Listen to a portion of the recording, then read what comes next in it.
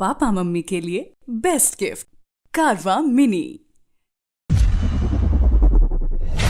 सारेगामा कारवा सुनिए 2.0 पर।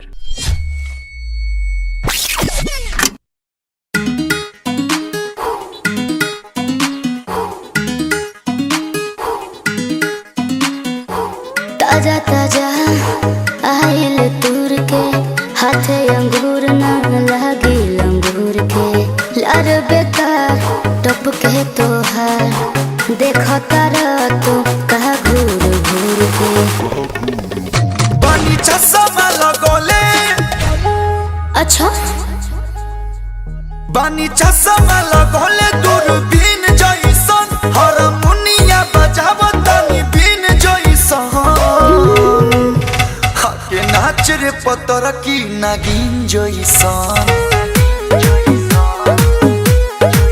तया के नाच रे पतर की नागिन जइसन। अरे बजाओ बजाओ बजाओ बजाओ बजाओ।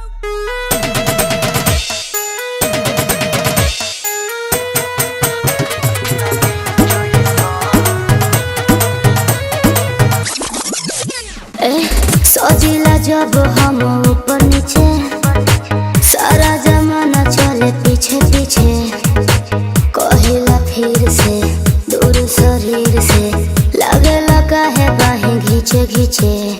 अरे बोलो अरे बोलो हरी तबला आवाज क्या आज तबला आवाज करे तीन जइसन हई ताल पर तू धिनक धिनक दिन दिन जइसन हाया के नाच रे पतर की नागिन जइसन नाच हाया के नाच रे पतर की नागिन जइसन।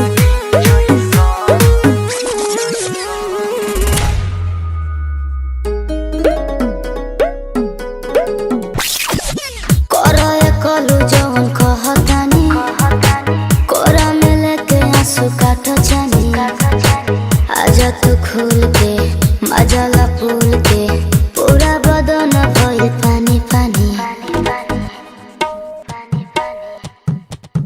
तनी डूब के निकला ओहो हो तनी डूब के निकला डॉल्फिन जइसन तोरा ओठ के सवाद नमकीन जइसन हाया के नाच रे पतर की नागिन जइसन हाया के नाच रे पतर की नागिन जइसन।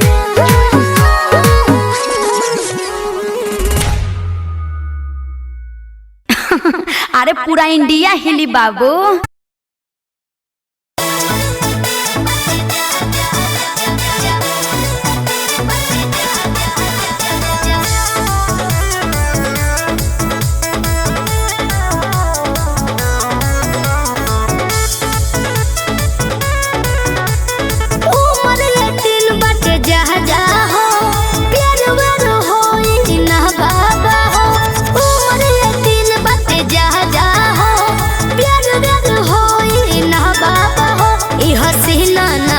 कभी आएगी जब मुझसे नजर तू मिलाएगी तभी तेरी ये जवानी रंग लाएगी।